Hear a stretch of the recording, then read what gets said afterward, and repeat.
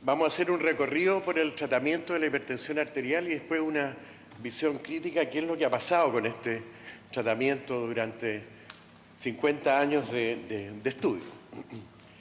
Lo primero es que en 1939 ya se sabía por las cajas aseguradoras en Estados Unidos que la hipertensión arterial, tanto diastólica, ¿no es cierto?, como sistólica, era un factor de riesgo cardiovascular y la gente se moría más. Pero solo se sabía ese dato y había muy pocos datos, estudios de cómo había que estudiar la hipertensión arterial. En 1929 habían algunos estudios sobre sal e hipertensión, pero las cosas no estaban muy claras. Posteriormente se comprueba, ¿no es cierto?, estos son datos ya de la década del 90, del 93, en que un tratamiento efectivo antihipertensivo previene muertes cardiovasculares. Y las cosas ya están más o menos claras y en ese tiempo ya hay posibilidades de tratar. Iniciando la búsqueda del tratamiento, este es un médico chileno-italiano que ejerció como pediatra muchos años acá y contó su historia en Italia, en el norte de Italia. Y en este tiempo, en 1925, lo único que existía como para tratar la hipertensión, sobre todo las crisis, era la sangría o el uso de sanguijuelas, ¿no es cierto?, hematófagos que consumían bastante sangre. A él lo mandaban a los 5 años u 8 años a comprar sanguijuelas a la farmacia y trataban a su abuelo de esa forma, con sanguijuelas, y hacían una especie de sangría biológica. Eso era alrededor de 1925. Y con cierto éxito, pero no era un tratamiento crónico.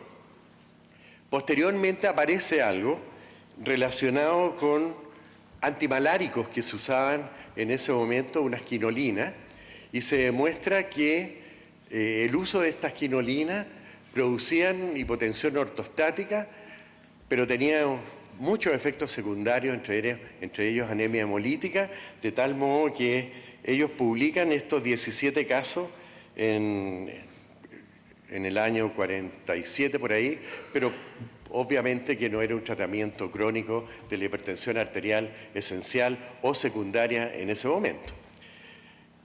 Sale un trabajo importante del doctor Kemner posteriormente en 1948. Es ahí donde ya se inicia probablemente el tratamiento crónico de la hipertensión arterial, en que él hace una dieta, indica una dieta muy pobre en sodio, que es la dieta que es basado en arroz, fruta, jugo de fruta y azúcar y nada más.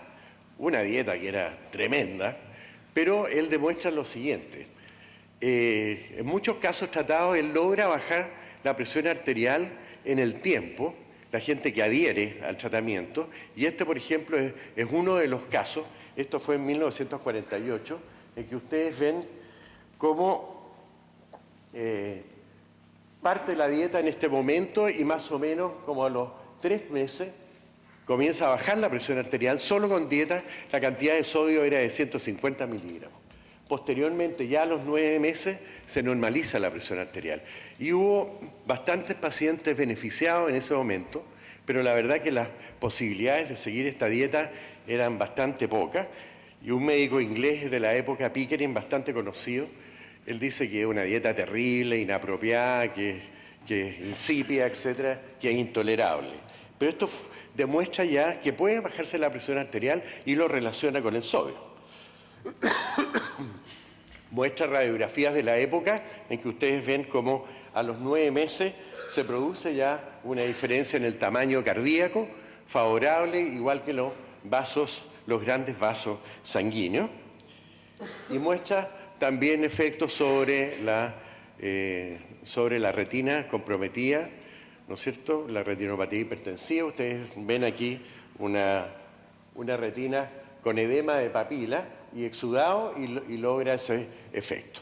Es decir, primer tratamiento que podríamos considerar estable, digamos, pero con poco rendimiento. Posteriormente, esto es ratificado y hay estudios en que se demuestra que la sal produce hipertensión arterial. Ustedes ven un grupo de pacientes que sube su presión arterial, después la baja, y lo interesante de este trabajo de esta época, del 87, es que demuestra que es el cloruro de sodio y no el citrato, y en otros trabajos no es el bicarbonato de sodio, sino el cloruro de sodio.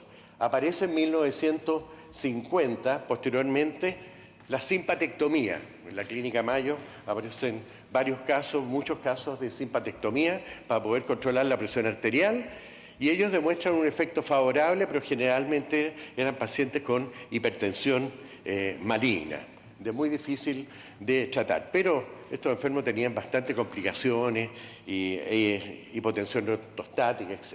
Esto es el año 50, y en ese momento empiezan a aparecer los medicamentos. Y los medicamentos, los tiocianatos, todo lo que apareció al principio, tenían bastante efectos tóxicos.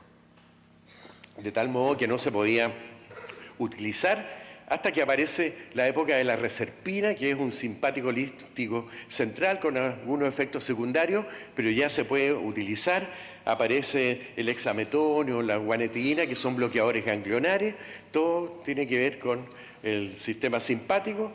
Tenía efectos secundarios importantes, pero lograban bajar la presión arterial a una dosis determinada. Aparece la hidralacina y aparecen también posteriormente los diuréticos, y ahí la cosa se hace 1957-58, aparecen los esquemas terapéuticos y los trabajos, etcétera, etcétera. Aparecen los betabloqueadores. Al principio apareció el propanolol, que se usaba en dosis equina, digamos 2 gramos, 3 gramos por los ingleses. Pero aquí aparece ya el tratamiento de la hipertensión arterial en el tiempo. Y este es un esquema bastante útil de todo lo que ha pasado desde el año 67, de las cosas más importantes, los trabajos que han aparecido hasta la época actual. El último es del 2015, y han pasado 50 años de estudio. Y aquí podemos resumir que es el primer trabajo en el estudio de veteranos en que se demuestra el tratamiento antihipertensivo contra placebo, en que hay un efecto beneficioso claro en esta época, el 67.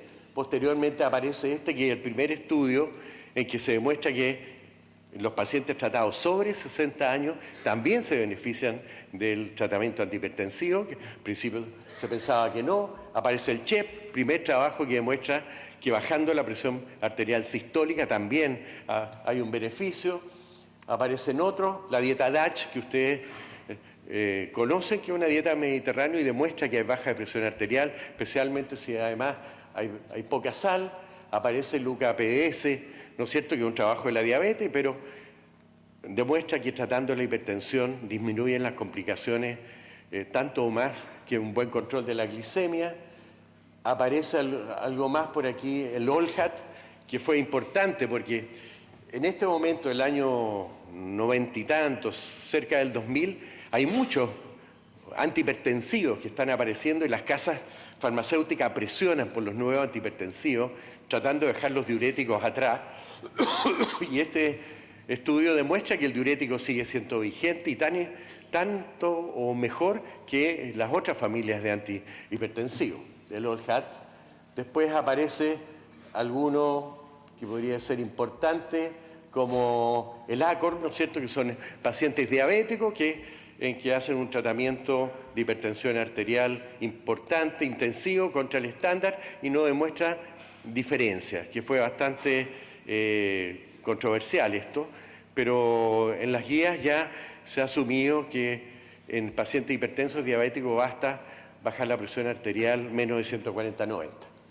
Y después aparece, bueno, el último de esta serie de trabajos después de 48 años, el SPRINT, que dice que bajando la presión arterial en forma intensiva, la presión arterial sistólica es mejor que no intensiva. Bueno, después de todo este recorrido, después de 50 años de trabajo y de evidencia, se supone que el tratamiento de la hipertensión arterial va a ser absolutamente favorable. Hay evidencias, hay medicamentos, los medicamentos no son caros, muchos de ellos, y todo esto apoyado ¿por qué? Aparecen las guías. Dado toda esta serie, ¿no es cierto?, de evidencias, obviamente aparecen las guías que tratan de favorecer a los médicos de atención primaria y a otros, ¿no es cierto?, en controlar bien a los hipertensos. Evidencias hay, medicamentos hay. Quedan un 5 esfuerzo minutos. Importante. ¿Perdón? Quedan 5 minutos. Ya. Un esfuerzo importante, aparecen las guías, pero el problema y cuál es la visión crítica es esta. Cuando nosotros vemos en Estados Unidos el control de la hipertensión arterial no llega al 50%. En Chile, de los hipertensos, el 17% está controlado, vamos a ver posteriormente. En el estudio de la OPS, mire, el estudio Carmela, ¿no es cierto?, que tiene que ver con un estudio latinoamericano. Estas son las cifras de control de hipertensión arterial, igual que el PURE. O sea, se siente que hay un fracaso frente al control de la hipertensión arterial a nivel poblacional. Y de ahí, entonces, uno dice, bueno, ¿qué hacemos? Y se están planteando nuevas posibilidades de tratamiento, porque habiendo tanta evidencia, ¿no es cierto?, medicamentos, etcétera, ¿qué está pasando? Que no controlamos bien a los hipertensos en la población. Y todas estas evidencias, ¿no es cierto?, estas evidencias, la cantidad de medicamentos, etcétera, estos modelos han fallado en ese sentido, y lo que se propone es un proyecto distinto de estandarizar el tratamiento de la hipertensión arterial, basado en ¿qué? En este Kaiser permanente en California. En Estados Unidos hay un grupo de salud de hace muchos años que tiene que ver con salud en general, y en esta parte, en North Carolina, hicieron un trabajo bastante importante y de control de la presión arterial, y ellos lograron un 80% más o menos de control o más de la presión arterial en su grupo de trabajo. Ellos tienen unos 700.000 hipertensos que están controlando.